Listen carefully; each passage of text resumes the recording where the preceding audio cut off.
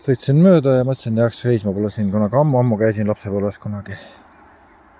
Et Muuksi linnus või Linnamägi, kuidas see parem öelda, kõrgendatud ala, nagu Kalju moodi asi.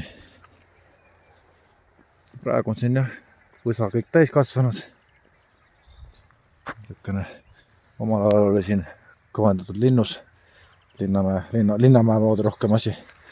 No, siiamaani on näha niisugused neljakandilisi auke, seal on müüri moodi asja. Pildi peale jääb või ei tea. Käisin siin viimati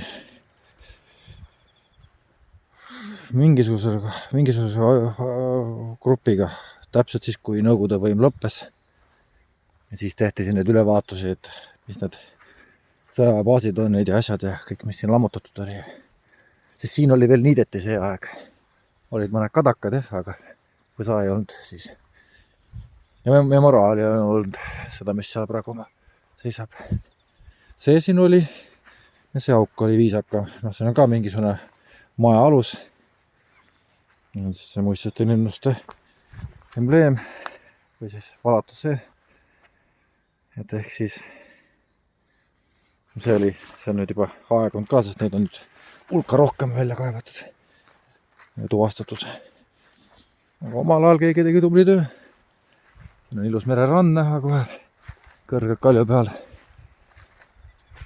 Nii-öelda pankrannik või rahvuspargis olen ikkagi Lahemaamas. Et jah, mingi aeg tagasi vastus võlgu, millal see täpselt oli.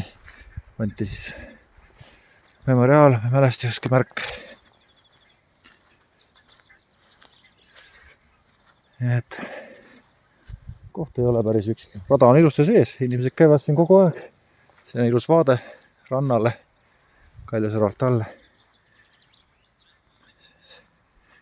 Anna siin on kirjas, 94 aastal. Kus siis enne seda käisin mina siin, kui seda memoriaali ei olnud. Just siis, kui nagu need sõjabaasid just lõppesid ära ja just läksid ära memoriaal.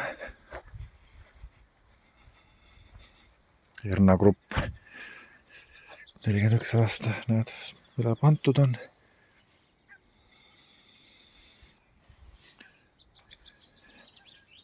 Soome poistele ka. Ilus koht ja rahulikku mööda sõita, siis korra seisma jääda, natuke jalutada. Loomulikult ääristamata, väljamaalased võivad siit alla kukkuda, väga sügav. Kuidas siin näidata, et täitsa alla. Et kui võtta sealt tagana on kuuske, siis on siin kuuselatv, et kus ma ei tea, kui kõrge on sinna 20-30 meetrit. Seal on meri. Siin iseenesest peab olema Koobas, ma mäletan, me käisime siin Koobas, aga ma ei mäleta, kus kohas sisse pääseb. Meil on aastaid tagasi. Et jah, et aga noh, nii see Eesti ajalugu on. Linnused hävitati ära, ehitati mõisad nende arvele, materjalid ära. Käimine keelati siin ja nii need läksid, need vanad ajad. Oli ju vaja rahvalt ära unustada, et te olite iseseisev rahvas. Oma iga üksus oli oma valitsejad. Jah, rasked ajad. Loodame, et kunagi enam tagasi ei tule midagi nukast. Kuigi kunagi ei tea, mis sealt piiri pealt meile tuleb. Siin ikka. Lähen autosse tagasi, sõidan jälle kodu poole.